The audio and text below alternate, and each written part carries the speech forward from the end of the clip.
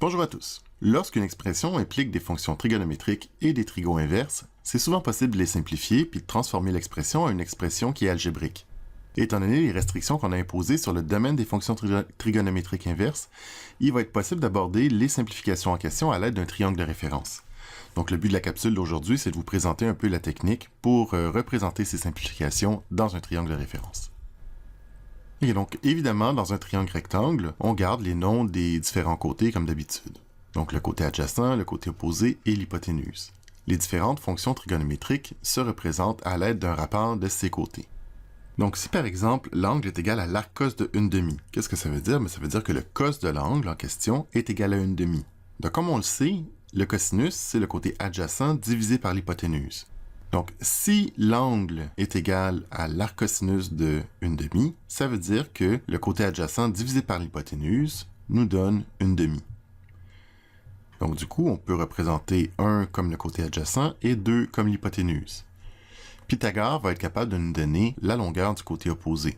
Donc, ça nous donne donc que le côté opposé est égal à racine de 2 au carré moins 1 au carré, qui nous donne racine de 3. Par conséquent, maintenant, on est capable de savoir toutes les valeurs des fonctions trigonométriques sur cet angle particulier-là, parce qu'on connaît tous les côtés du triangle. Donc, je vais vous montrer un exemple pratique où on n'aura pas, en fait, de valeur numérique, comme dans l'exemple précédent. On va faire la séquence de l'arc sinus de x. Le principe va rester exactement le même. Je vais commencer par travailler sur l'angle. Donc, θ, c'est quoi? C'est l'arc sinus de x. Ça entraîne quoi? Ça entraîne que le sinus de cet angle-là, θ, est égal à x. Donc, je vais représenter cette quantité-là dans mon triangle rectangle en question. Donc, le sinus, c'est quoi? Le sinus, ça se trouve à être le côté opposé divisé par l'hypoténuse. Donc, ici, mon sinus est égal à x. Le θ qui est là, c'est le même θ. Donc, je voudrais pouvoir écrire x comme un opposé sur une hypoténuse. Ici, je n'ai pas de dénominateur, mais en fait, même si on n'en a pas, on a une quand même. Je vais supposer que c'est égal à 1. Donc, ce que ça dit, c'est que mon hypoténuse est égale à 1 et mon côté opposé est égal à x. Ce qui entraîne que le côté adjacent est égal à 1 au carré moins x au carré, c'est-à-dire racine de 1 moins x carré. Maintenant, en fait, je suis capable de trouver toutes les fonctions trigonométriques. J'ai pu représenter la valeur de l'angle dans un triangle rectangle. Donc, c'était quoi la question initiale? C'était de calculer la séquente de l'angle en question. θ est égal à l'arc sin. Donc, c'est quoi la séquente? La séquente, c'est 1 sur le cos, c'est-à-dire l'hypoténuse, divisé par l'adjacent. Ou encore 1 sur la racine de 1 moins x au carré. On va faire un autre exemple, un peu plus compliqué, mais essentiellement la même chose.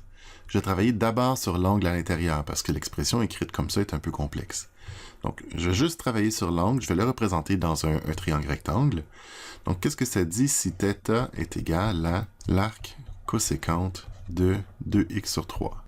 Donc, ça entraîne que la coséquente de θ est égale à 2x sur 3.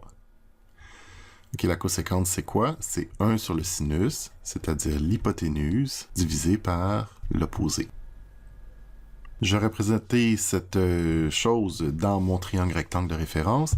Donc, l'hypoténuse va être le numérateur, 2x. Le côté opposé va être le dénominateur, c'est-à-dire 3.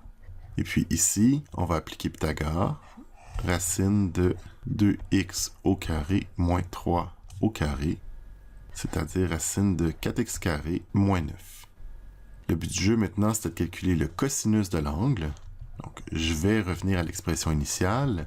Le cos de θ ici est égal à quoi? Mais le cosinus, c'est comme d'habitude. C'est l'adjacent divisé par l'hypoténuse, c'est-à-dire racine de 4x carré moins 9, divisé par 2x. Donc aujourd'hui, dans la capsule, on a présenté le principe de représentation d'une simplification de fonctions trigonométriques inverses avec la trigonométrie à l'aide d'un triangle de référence, et on l'a illustré à l'aide de 2 exemples. Merci.